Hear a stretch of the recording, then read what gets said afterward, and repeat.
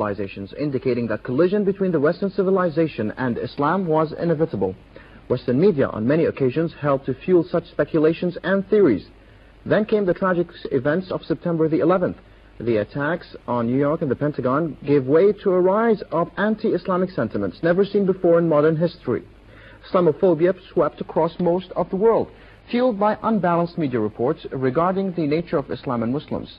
Many Western academics have tried to bridge the gap that exists between what Islam really stands for and the misconceptions propagated in the media. With me to discuss these issues is the founding director of the Center for Muslim-Christian Understanding at Georgetown University, Professor of Religion, International Affairs and Islamic Studies, Professor John Espasido. Glad to have you with us, sir. Delighted to be here. Professor, let me start with your interest in Islam. We know that you're an expert in this field. You've written over 20 books. You've written a lot of articles. Where did the interest in Islam come from? I was a graduate student in the late 60s, finishing a PhD in religion, in Hinduism and Buddhism. And the chairman of the department said that we were hiring Muslim scholars and that I should study with a particular scholar, Ismail al-Faruqi, a Palestinian. I had no interest. I knew very little about the Arab world or Islam and had little interest in pursuing it, but there was a certain amount of pressure to take the course. And then I took the course, and I was amazed to discover that the connection between Islam and Christianity. And for most people, Islam was something that you didn't know, and if it was addressed, it was with Hinduism and Buddhism. So you had Judaism and Christianity here, Islam over there. Suddenly I saw that there was a Judeo-Christian Islamic tradition and all the interconnections, and I became fascinated with it and then stayed in the field. Professor, at the moment, what is the relationship, or how do you characterize the relationship between Islam and other religions like Christianity and Judaism? Well, what I talk about, and it's nothing original, I talk about them in terms of the children of Abraham, that they share that similarity. And with it, the worship of the one true God and acceptance of prophets and revelation. And they have a shared belief in moral accountability and responsibility. And so, while there are significant differences among the religious traditions, it is that core of similarity that I think provides a bond that regrettably too often is not appreciated. Professor, but that is your point of view of Islam. However, in the West, in America and in Europe, there's a different perception of Islam. Even before September the 11th, there was a lot of stereotyping of Islam. It's a religion which is against democracy. It's a religion that is against women's rights. It's a religion that terrorizes.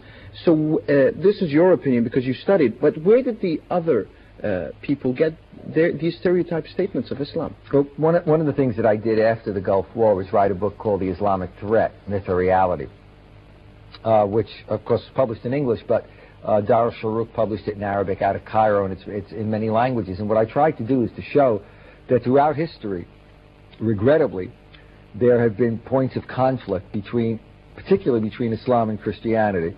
Islam and Judaism, in many ways later, more in terms of Islam or Muslims and Zionism with regard to the State of Israel.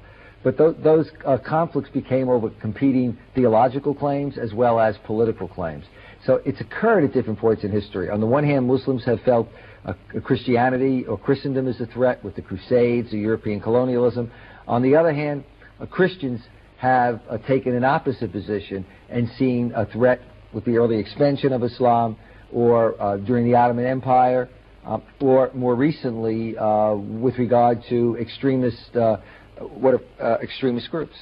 So, Professor, a lot of people in the West, they look at Islam, especially after the Cold War, as being a threat, and in fact, it is the new enemy following the collapse or the demise of the Eastern Bloc, the Soviet Unions and other countries in Eastern Europe. Now, do you feel that this opinion, coming enemy, in a way, true in a sense? No, I think that the danger is to project Islam that way. But I mean, the fact is, what a lot of people don't realize is that Sam Huntington received a lot more attention outside the United States than he did within. That, yes, initially when his article appeared, and then later his book, there was attention given to it, but an awful lot of academics criticized it. Many policymakers backed away from that notion. Now, regrettably, with September 11th, people who champion that kind of notion of a clash of civilizations have basically stepped out front again and said, see, you know, this is what it's about, that there is some kind of clash. And so we're back having to deal with this problem again. In one of your articles, you've quoted the Israeli Prime Minister Yitzhak Rabin in December of 1992, and the Israeli Prime Minister said then, "Our struggle against murderous Islamic terror is also meant to awaken the world which is lying in slumber. We call on all nations, all people to devote their attention to the greater danger inherent in Islamic fundamentalism that threatens world peace in future years." That was in 92, and then the September 11th attacks happened, and a lot of people actually point out that the Israeli Prime Minister, in a way, was right. What is your opinion about that? Well, I think that was a strategy. I think also Mr. Perez uttered similar statements. With the end of the Cold War, Israel was faced with, okay, what role does it play in terms of American interest? The whole notion was always, within the United States, the argument made for support of Israel was that Israel was a kind of bulwark of democracy, and vis-a-vis particularly the spread of the influence of communism into the Middle East. Yeah, with the end of communism, then it becomes again the question: well, then why support Israel? And so what this provided was both a way for him to address the problems he was having within his own country, but more importantly, to talk about the significance of why Israel should get support. Now, the Serbs used the same argument, and years ago, even before the current conflict, the Indians were using that argument. And even Çilar, the former Prime Minister of Turkey, at one point said when she was running for Prime Minister that if she lost, the Islamists would sweep Europe. So there's been a tendency to make that projection. People make that statement now with regard to September 11th and say, hasn't it been proven? My argument, and it's been consistent, is that one needs to distinguish between extremists who hijack their religion and mainstream Islam. And so recently I published another book with Oxford called Unholy War, Terror in the Name of Islam. And the purpose was to talk about Islam in the Muslim world and to distinguish between mainstream and extremists and to explain why extremists engage in an unholy war. That is, they engage in a war that is not legitimate in terms of Islam or Islamic law. See, the thing in the West is that when a Jewish or a Christian extremist commits an action, the average Westerner who comes out of a Judeo-Christian culture instinctively distinguishes between the extremists and the mainstream religion. In fact, the media within a couple of days often don't even refer to them religiously, but refer to them as fanatics or extremists, etc. But the problem has been that with regard to Islam, that's not done. And so if somebody says, an extremist says, I'm doing this in the name of Islam, immediately people say, well, what is it about terrorism and violence? They don't say Islam are disappointed with what the foreign policy of the U.S. is doing in the world as well. Now, after September the 11th, they said we should uproot terrorism from its roots and therefore tackle issues such as poverty and conflicts and so forth. However, we don't see this happening now after September the 11th. Well, I think that there's more of an awareness. There was a reluctance after September 11th, and there still is on the part of some people, to talk about the need to address the root causes of terrorism, which again is something that I've been arguing a lot in the American media and in my book Unholy War.